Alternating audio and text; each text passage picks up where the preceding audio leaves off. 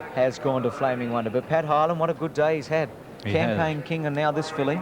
Two great rides, but two great horses. But I think Pat must take a lot of the credit for his own expert horsemanship. 5 to 2 on, and it's $3.90 for Diamond Shower. And the only other two horses in the market are number 8, Andronette at $4.90, and number 13, Devise, at $9.20. So 18 minutes to that race, 70 cents. Correct weight? Weight is right. 296. Back with more in just a moment.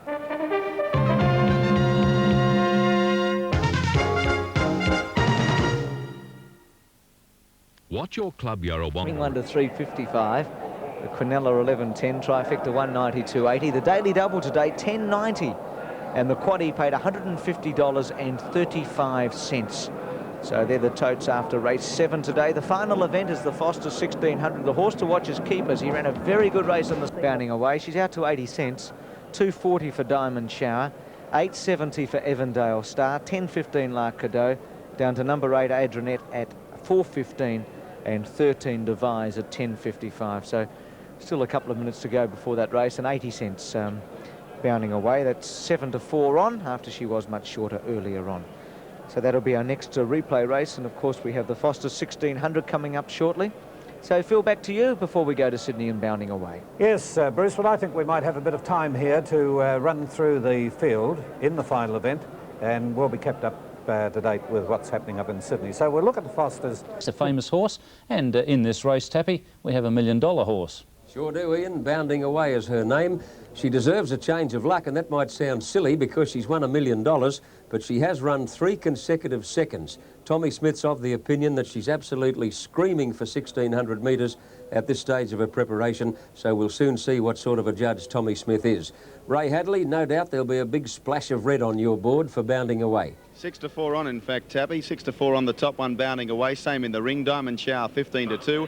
Evandale Star at 12 to 1. La Cadeau at 12s. Parlour at 60. Blazing Fontaine 80s. Glory Days at 30s. Ardronette 7. It's pretty well back too at longer odds. Call Me Biddy 50s. Trump Day 66 to 1. High Resolution at 200s. Round the World at 40s. Devise at 20s. Now, Finesse Bell, unfortunately, John, we have a malfunctioning knob here, but it should be 100 to 1. And Just As Lovely is also at 100 to 1. All the rage, the favourite. And top weight, Bounding Away 6 to 4 on. OK, Ray, well, now, here's something rather interesting over here. Bounding Away is rideless at the moment. Mick Dittman down on the ground. This filly looks a little bit sour today. She's they've attached a rearing bit to try and lead her forward into the gates, and she moves up now, but not before putting on a little bit of a cantankerous turn there for a minute or two, Bounding Away. I can't recall having seen her react that way before. Still, there's an old adage that most good race fillies are a little on the sour side. In fact, some of the old-timers say if they're not sour, they're no good. So we'll soon see. Bounding Away moves up now, and the flight stakes about to get underway. It's worth $150,000. And as Ian Chappell said, named after the Great Flight, a mighty filly of the 1940s who won many top races, including 2 W.S. Cox plates. Call Me Biddy, an interesting runner. Off and running now in the flight stakes. A pretty good start. Round the World and Devise a little bit slow to begin, and bouncing out in front is Parlour.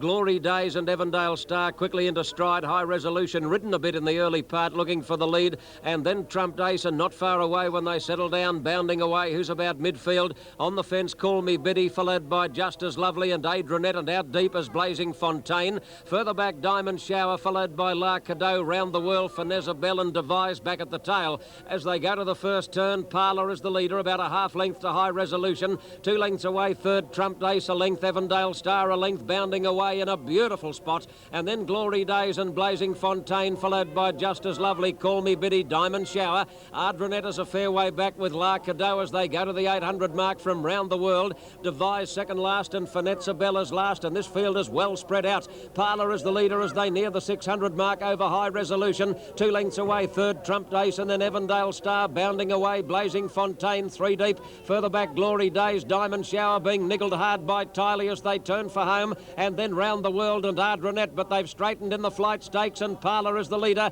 Evandale Star getting to second. Here she comes bounding away. Is cruising up to them on the outside, and Dittman said go as they got to the top of the rise. Bounding away, hit the front but not by far. Evandale Star is hanging on gamely. Bounding away, and Evandale Star together with 100 left to go. Dittman's got to pull out. All stops on Bounding Away, and here comes Diamond Shower. Bounding Away won't give up though. Her fighting heart will get her there, I think. Yes, she fell in to win. Bounding Away at last got revenge on Diamond Shower. Bounding away by a head to the fast finishing Diamond Shower. There's nothing between those two fillies. Evandale Star is third. Ardronette fourth, followed by La Cadeau, Glory Days, Blazing Fontaine, Round the World. Then Trumped Ace and High Resolution, Parlour, Call Me Biddy and Devise, Finette's a Bell, and last of all, Just As Lovely. Oh, gee, she cut it fine, but she got there. Bounding Away, Mick Dittman has won by about a head over Diamond Shower, who finished like a locomotive in the last 70 or 80 metres. And at last, sweet revenge for Bounding Away, because Diamond Shower's been a real thorn in her side. Oh, what a big run, Evandale Star. Do you think that filly hasn't improved in the last month? Let's have a look at this replay from a rather acute angle. Mick Dittman's getting worried here. In fact, he's breaking out in carbuncles. He knows Evandale Star's kicking on, and he knows there's one coming on the outside, and I'll bet he guessed which one it was too. Go, Mickey. Dittman hard at work on Bounding Away, and the little grey champion poked out that neck and head and has won by about a long head over her old foe, Diamond Shower, with Evandale Star third. Bounding Away to pay 85 and 65 on the New South Wales TAB. Rightio, the last of the day, the Craven Plate. We'll see you for that at 5:15. What's Ken think of it? He likes TAB number 12, Il Commandante, a New Zealand horse who's been in Sydney about 6 weeks, was brought over by Arthur Diddham, but I hear tell that Bart Cummings is very keen to buy the horse for one of his clients. Again, we look at the closing stages of the Flight Stakes. Bounding Away can't shake off Evandale Star. That filly just won't give up. And it's Bounding Away and Evandale Star. Bounding Away's just in front. Now Diamond Shower goes after them, and she pulls nearly a length off Bounding Away in the last 50 or 60 metres. Further out on the track in the white colours is Ardronette, followed by Blazing Fontaine. Look at Diamond Shower go home. She's a skinny, plain-looking little thing, Diamond Shower, but she sure can gallop. However, she just couldn't pick up Bounding Away, and there they go to the line in the $150,000 Flight Stakes. Listen to this ovation as Mick Dittman brings the champion filly back to scale, winner of well over $1 million, being led back by Gay Waterhouse. Gay, of course, will one day be given Bounding Away as a gift from her dad as a broodmare of the future. OK, the last at 5:15 on Wide World of Sports. Back second last and High Esteem's last of all. Only about 10 lengths cover them as they go past the 1200, and Keepers moves up alongside Brewster, no speed on.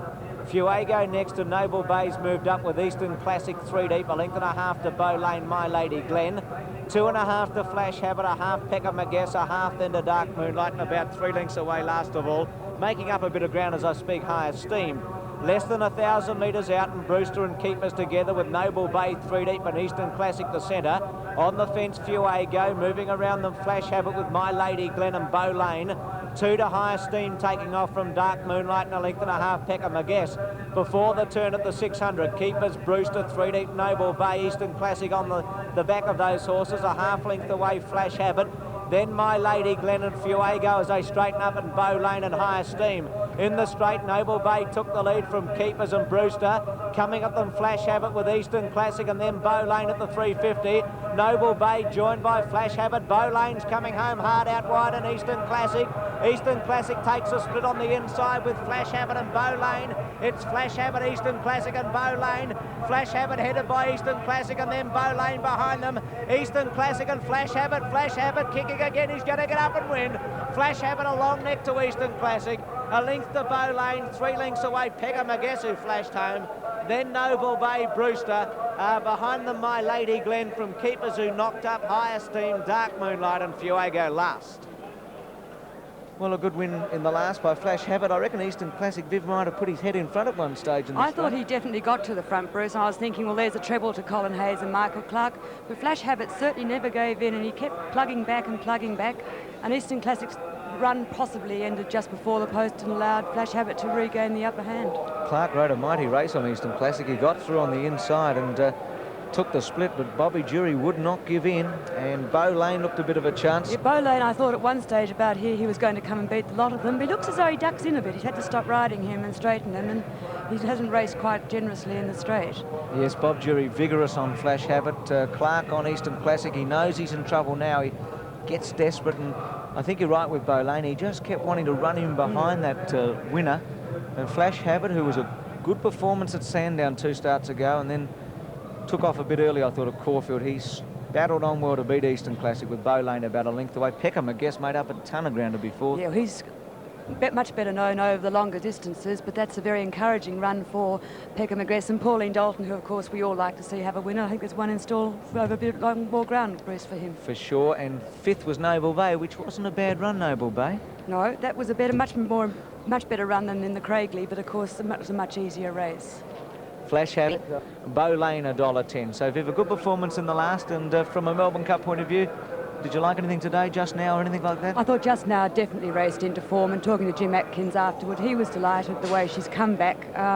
She has the next start in the Caulfield Cup, and then they'll concentrate her program on the Melbourne Cup. She was the only one I saw that really took my eye today. And Society Bay versus Bounding Away? So that will be a great race, because although Society Bay has beaten Bounding Away once, there's a lot to like about Bounding Away, but on today's run and when watching the race Bounding Away just getting there in Sydney, I think we might just have Bounding Away's measure down here in Victoria. So there he is going back. It's 3:55 and 1:15. Eastern Classic 90, Beau Lane 1:10, and Quinella and Trifecta to come. I think we've got a presentation after the final event. Let's join Phil Gibbs.